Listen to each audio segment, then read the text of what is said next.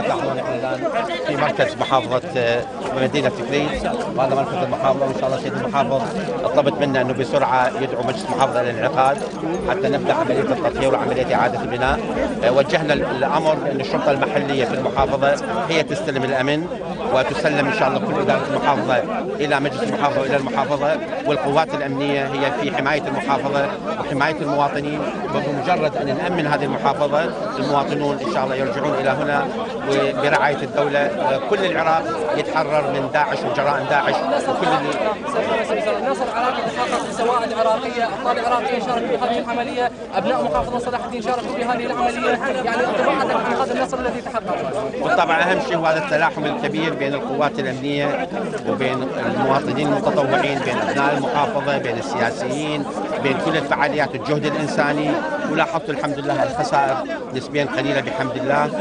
احنا بالطبع البعض تكلم عن تاخير هجوم، الهجوم لم يتاخر ولكن كانت هناك تحضيرات لتقليل الخسائر، والحمد لله تمكنا من ان ندخل المدينه بخسائر قليله، قدمنا شهداء، كانت هناك خطه عسكريه متينه لدخول المدينه وقواتنا تمكنت من ان تدخل المدينه بهذا الشكل. هل ستفرض التخصيصات الماليه لاعاده الاحتياج؟ ان شاء الله هناك صندوق اعاده اعمار المناطق اللي دمرتها داعش ودمرتها الحرب، وتكريت ومناطق صلاح الدين مشموله بهذا الصندوق، واحنا ان شاء الله الان نتحرك الى الانبار ونتحرك الى نينوى حتى نحرر كل الاراضي العراقيه من داعش.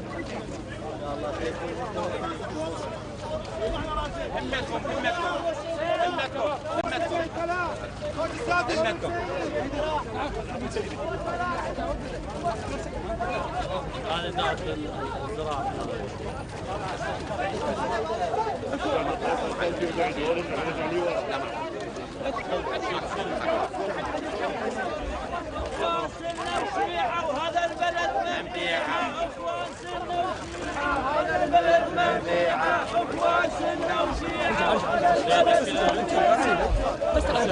تسعة زايد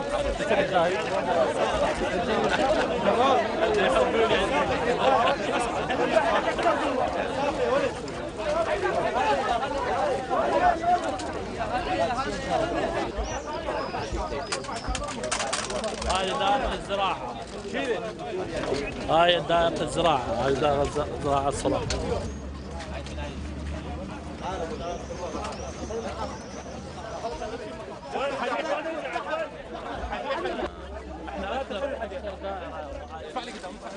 هذه دائرة الزراعة اللي هي من أكثر الدوائر اللي كانت فيها قناصين وتمت معالجتها وتطهيرها بشكل كامل مع المحافظة على البناية، والآن نتمشى والسيد رئيس الوزراء في باب مبنى هذه الدائرة. متجهين هذا طريق المحافظة، واحنا متوجهين للدوائر اللي قبل المحافظة. هذا المصرف المتحد فرع تكريت أيضا طلع بالكاميرا. هذا المصرف افضل من معالم هذا مصرف المتحد قريب على بناية المحافظة وبنفس شارع المحافظة. احنا بوجهنا لبوابة القصور الرئاسية، متجهين امامنا بوابة القصور الرئاسية ان شاء الله.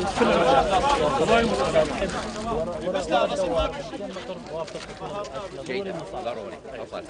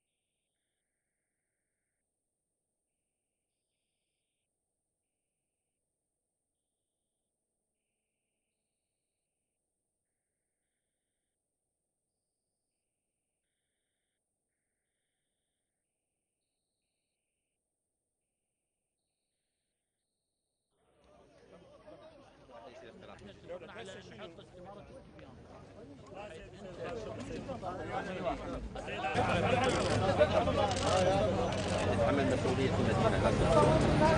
شروطك يكون التخطيط. الناس اللي يرجعون لتخطيط الاستثمارات السعودية ما نريد نفسد ولا جماعة يرجعون السعودية.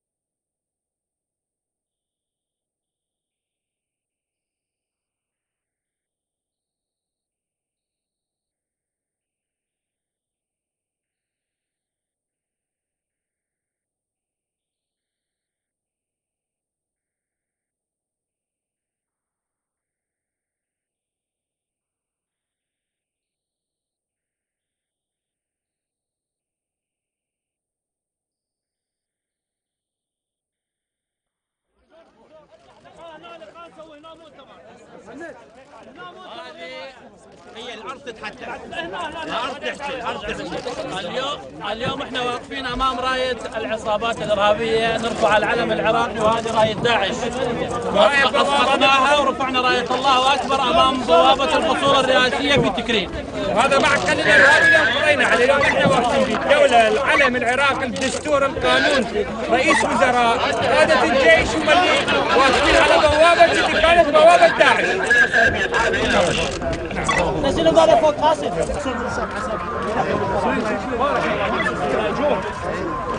شوفوا بعد.